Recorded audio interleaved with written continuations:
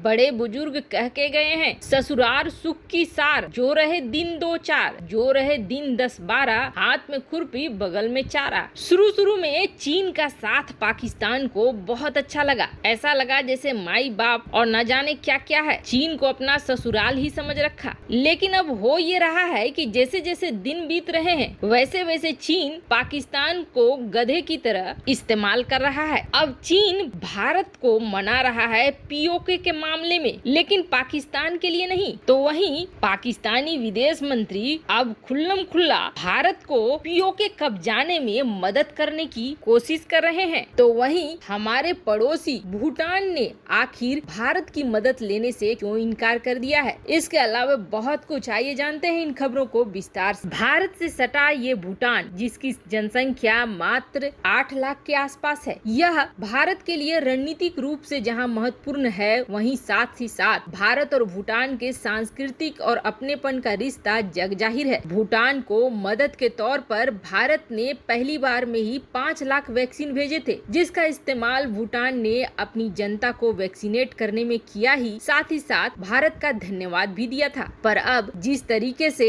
अफ्रीकी देश फंस गए हैं और यहाँ तक कह रहे हैं कि अब हम मरने वाले हैं, हमारी मदद अब नहीं की गई तो हम बेमौत मारे जाएंगे, क्योंकि कोवैक्स चैरिटी प्रोग्राम के तहत भारत ने जो मदद करी उसके तहत दक्षिण अफ्रीका के देशों के नागरिकों को पहली डोज तो मिल गई। पहली डोज के लिए उन्होंने इस्तेमाल कर ली, पर दूसरी डोज चूँकि भारत में खुद महामारी फैली हुई है, तो ऐसे में दूसरी डोज भारत नहीं दे पा रहा है। भारत के खुद के हालात इस वक्त ऐसे हैं कि वैक्सीनों की कमी हो रही है, तो ऐसे में वह दूसरे देशों को क्या दे। यही चीज भूटान के ऊपर भी हो रहा है। पहली डोज उन्होंने लगवा रखी है और अब दूसरी डोज के लिए उनके पास भारत का ये सप्लाई नहीं पहुंच रहा है, जिसके बाद उन्होंने ये कहा है कि भारत ने हमारे लिए बहुत कुछ किया है और हम अगर दूसरी डोज भी भारत से मांगेंगे तो वो भी अरेंज कर देगा। लेकिन हमें ऐसा लगता है जैसे जिस तरीके से महामारी फैली हुई है भारत में, भारत के लोगों का जान बचाना भी बेहद जरूरी है। ऐसे में हम अपने इस विश्वसनीय दोस्त से दबाव डालकर कुछ नहीं ले सकते हैं। हम कोशिश कर रहे हैं कि एस्ट्राजेनेका की दूसरी वैक्सीन की डोज दुनिया के किसी और देश से अगर मिल सके तो ले लें, पर भारत के लिए ये बहुत रणनीतिक रूप से महत्वपूर्ण है। ऐसे में मुझे ऐसा लगता है जैसे भारत को 5 लाख डोज की और जरूरत पड़ेगी भूटान को, वो दे देनी चाहिए, क्योंकि एक बार अगर चीन की एंट्री इस जगह पे हो जाती है तो भारत के लिए स्थिति और खराब हो जाएगी। चीन उस चाल में कामयाब हो जाएगा जिसको रोकने के लिए भारत ने अब तक वैक्सीन के दान करे थे, चैरिटी करा था। खैर, वहीं दूसरी तरफ कुरैशी साहब लगे हुए हैं भारत को पीओके दिलाने के लिए, भारत को पीओके कब्जाने में मदद करने के लिए। ऐसा इसलिए क्योंकि इजराइल और फिलिस्तीन का मामला हो गया खत्म, जहां उन्होंने ये सोचा था कि इसे राजनीतिक रंग दे देंगे, एक बड़ी सेना का गठन भी कर लेंगे और वो सेना उतार देंगे बाद में कश्मीर में। लेकिन ये सारे मामले रफू चक्कर हो गए। फिर मामला बचा कश्मीर का। उन्होंने एक बार फिर से यूएन में इस मामले को उठाने की मांग करी। यूएन से उन्होंने कहा कि संयुक्त राष्ट्र संघ को एक इस तरह की संरचना बनानी चाहिए जो कि इस मामले पे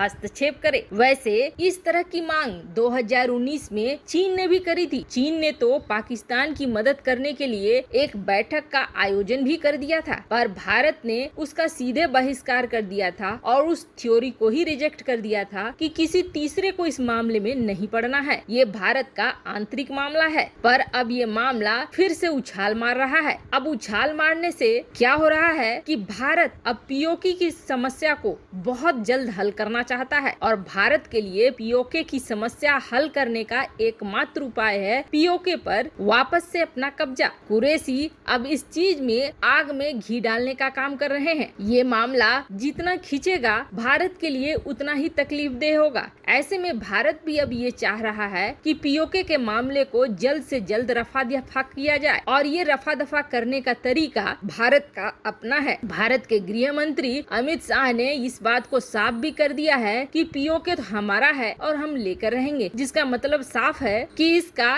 एकमात्र उपाय, एकमात्र निदान कब्जाना है। और अब चीन भी इस चीज को मान रहा है। ऐसा क्यों, तो आपको बता दें, पीओके में सीपेक प्रोजेक्ट चला रहा है चीन। अब इस सीपेक प्रोजेक्ट के लिए उसे डर लगने लगा है, या ये कहें कि वह पूरी तरीके से आश्वस्त हो चुका है कि भारत इस क्षेत्र को लेकर रहेगा। ऐसे में सीपेक का डर उसके अंदर समाने लगा है। विदेश मंत्री चीनी प्रवक्ता ने हाल में एक ऐसा बयान दिया है जिसके बाद ये बात बिल्कुल साफ हो जा रही है कि जो चीन यूएन की सिक्योरिटी काउंसिल में कश्मीर का मुद्दा उठाने की कोशिश कर रहा था, वो चीन अब अच्छे से मान चुका है कि इस इलाके में भारत का ही कब्जा होने को है और बस अब अपने सीपेक प्रोजेक्ट को कैसे बचा सकते हो उसके बारे में सोचो। वैसे तो सीपेक के काम पर पहले से ही बलूच विद्रोही अड़ंगा डाले हुए ही है, जिसके बाद पीओके पाकिस्तान और चीन के बीच ठन भी गई थी। पाकिस्तान में जो निवेश कर रहा था चीन, उसने उसे रोक भी दिया था, लेकिन अब दुनिया के सामने चीन ये दिखला रहा है कि उसका सीपेक का प्रोजेक्ट ठीक ठाक चल रहा है और 70 साल जो पाकिस्तान और चीन के रिश्ते थे वो भी अच्छे चल रहे हैं। लेकिन चीनी प्रवक्ता